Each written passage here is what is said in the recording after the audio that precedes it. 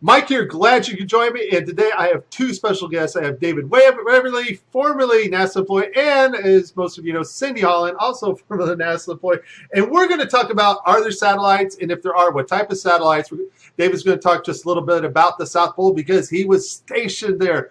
So he's got a lot of cool information, facts about that. And we're going to talk about Cindy. Of course, she worked at Lockheed Martin, which an engineer told her what?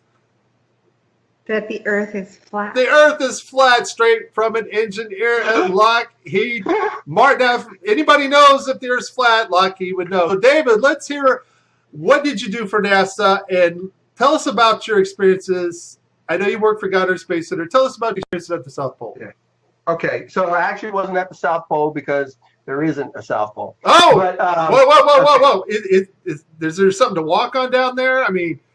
Well, first of all, Antarctica, regardless of whether you believe in a globe or a flat Earth with a encircled or encompassed Antarctica, Antarctica is a landmass covered with ice, a whole lot. Yeah, that's sort of, I mean, everything is south. Well, yeah. Right. Yeah. Okay. Yeah. Way to Antarctica.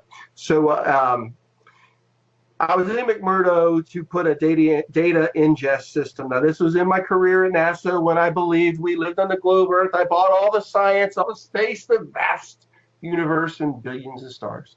I bought into all that, just like most of us did at one point. And so I'm down there, and we put this system in to capture the data. And it's for polar orbiting spacecraft, so that because there's a big data hole in the Antarctic data set, a big hole. Are you talking about the map part, the part where Hollow Earthers say there's nothing there? Yes, any map that you would have seen of the Earth showed this huge gaping lack of data in the center of Antarctica. And I can tell you the reason why that is because there is no center in Antarctica. Antarctica is a ring, but I didn't know that then. So we go down there. Now, here's the thing, and I was about to tell you a little while ago, is I set this system up. We were ingesting data. We're retransmitting it offline when there are no spacecraft orbiting over, quote unquote.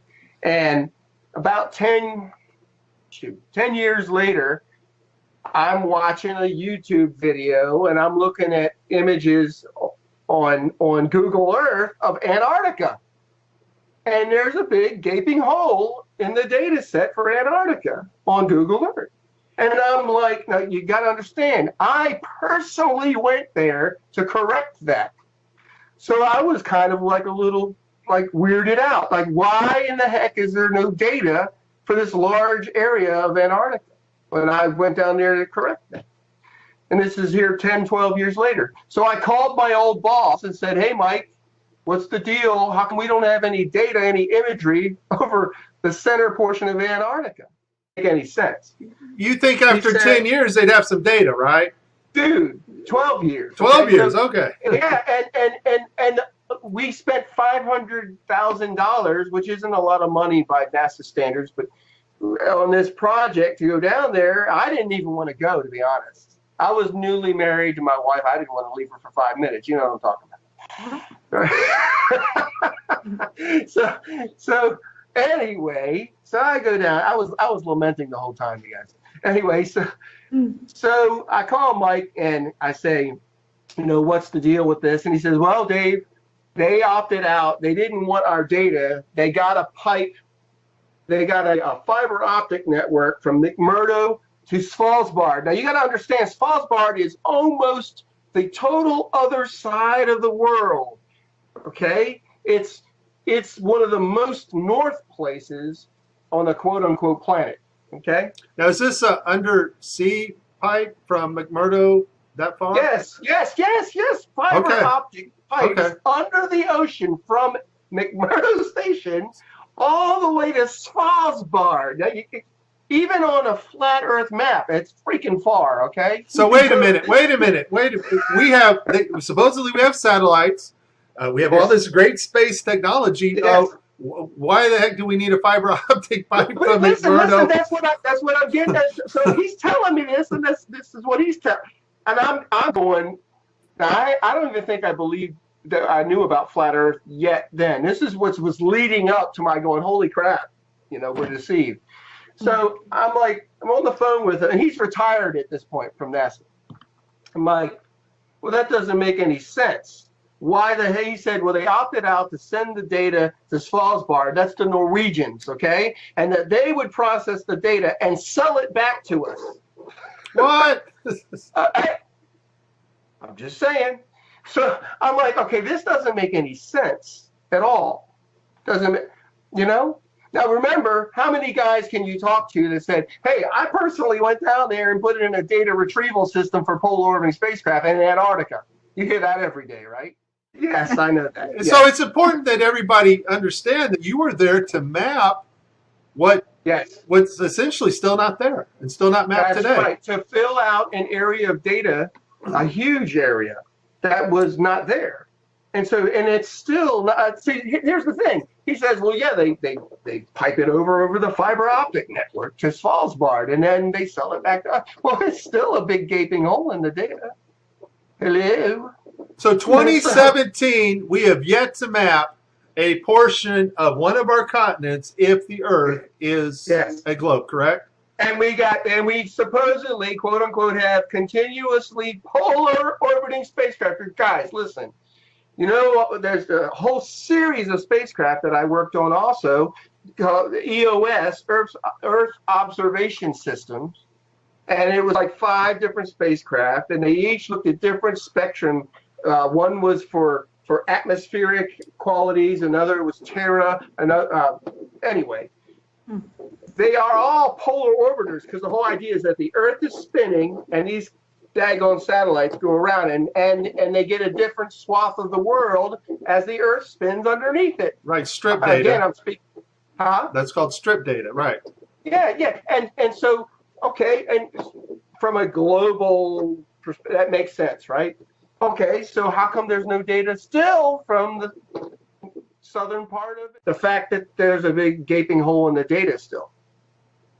In other words, nothing mapped. That's what we call a gaping hole in the data. There's nothing there.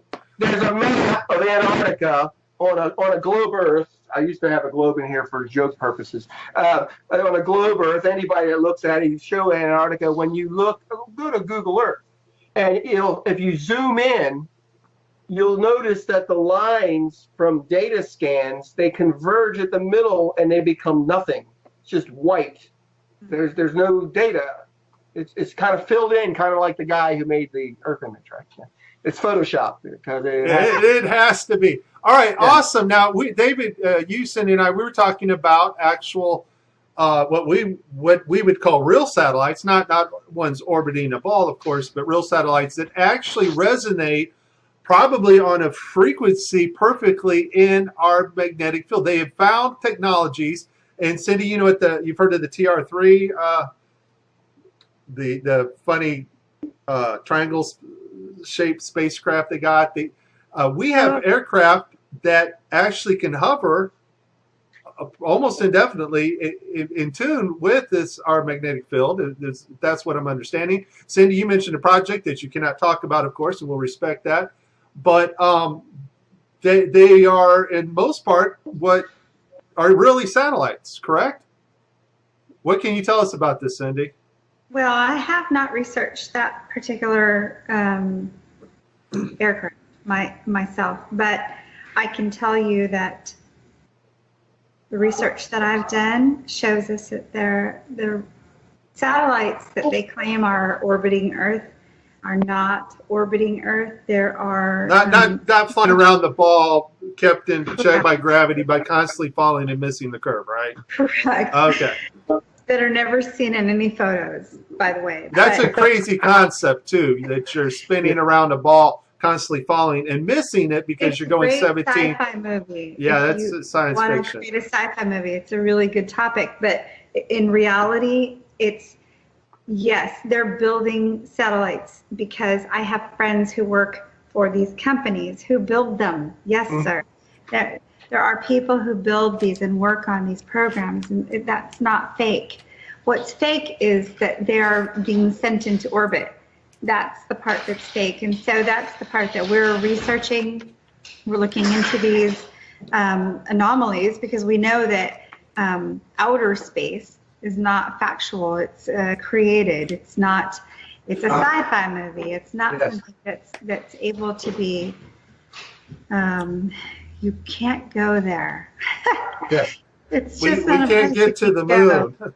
So Cindy, can't. let me ask you, Cindy, I've talked to NASA engineers and they claim, well, I work on satellites. Are you saying that somebody who works at NASA could actually work on parts of the equipment that go on things that are actually going up in the air to hover, orbit Earth, or ride along our magnetic field? Because David, you were talking about they find this sweet spot, a resonating frequency, that they have technology that they can stay up there as long as they stay in tune with Earth's magnetic field. Is it possible employees, Cindy, can build these things and they tell them it's an orbital satellite, but still be functional and be used for maybe one of these platform devices? It's hard to know what they would be used for because we're not in the know, and most of the people who work on these satellites are not in the know. There's no way they would have an idea of where they're being used or how their functionality actually works, but they are building them. I know I have a close friend I grew up with who works at Boeing, and when I first started posting that satellites were fake, she was very upset with me because she works to build satellites.